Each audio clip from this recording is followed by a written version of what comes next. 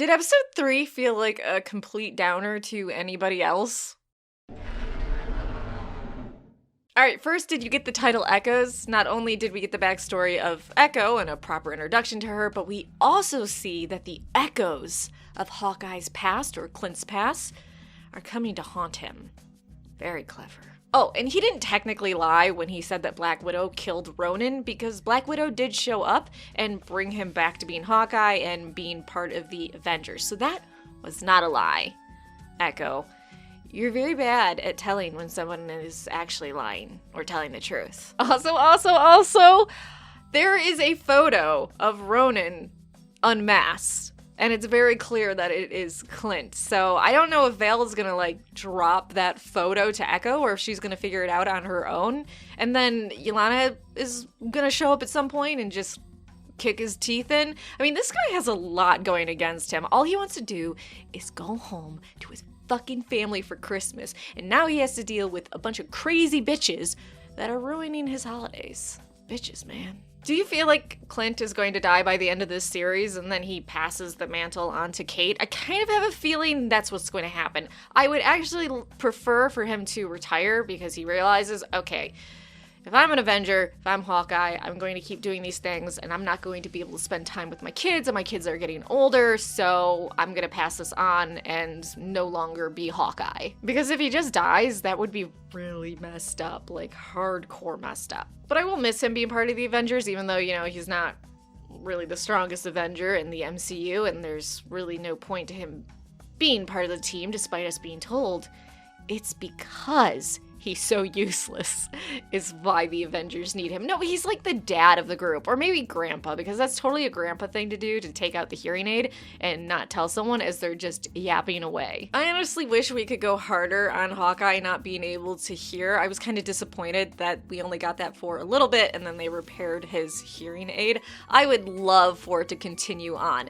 I guess he can lose it a few more times and we can get that adorableness with Kate saying something, him not hearing and repeating it. I don't know. I thought all of that just was super, super cute and I could stand to have more of it. I like how they changed Echo's dad's death in this series. I kind of wonder if Uncle is Fisk, if we're going to see him showing up. So the Kingpin, which interestingly is the Kingpin from the Netflix series, so Disney actually is taking some of the Netflix characters and making them canon in the MCU. Didn't think that was going to happen. So I guess maybe Fisk shows up in this series and then maybe Charlie Cox as Daredevil shows up in the Spider-Man No Way Home. If they do that, there's definitely some Netflix Marvel show characters they cannot bring over, like Iron Fist, or maybe help the actor improve quite a bit, because for a dude that was supposed to be just super awesome at martial arts, not so much. I love the trick arrows. I mean, please God, can we get more trick arrows? And I really hope they just go stupid with it. Like, think Green Arrow,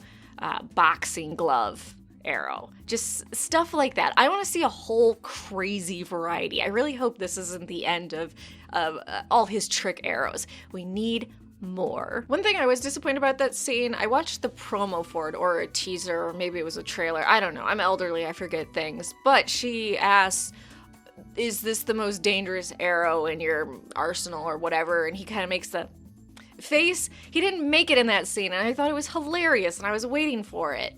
We didn't get it.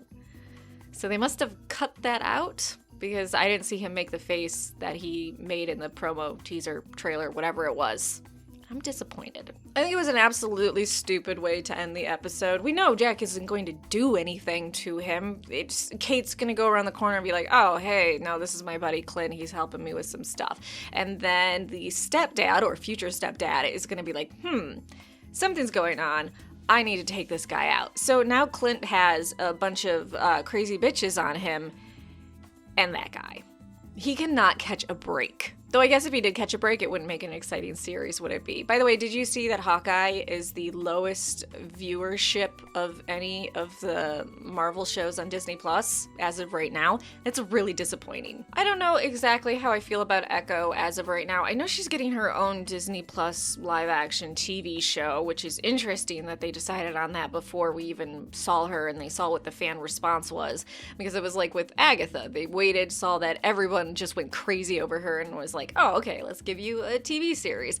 With Echo, I don't know. I like her character, but I don't know if I'm exactly buying it as of right now. The actress is kind of doing an job as Echo. I'm a tiny bit disappointed, but I'm sure it's going to get better. And as we spend more time with her, we're going to definitely attach to her more and be like, hey, you are Echo. I hate to bring up Game of Thrones because I know there are people that are on this channel and sick of people putting Game of Thrones in the comment section of non-Game of Thrones videos, but did her lieutenant not sort of remind you of Jon Snow, Kit Harington? Kind of a little bit.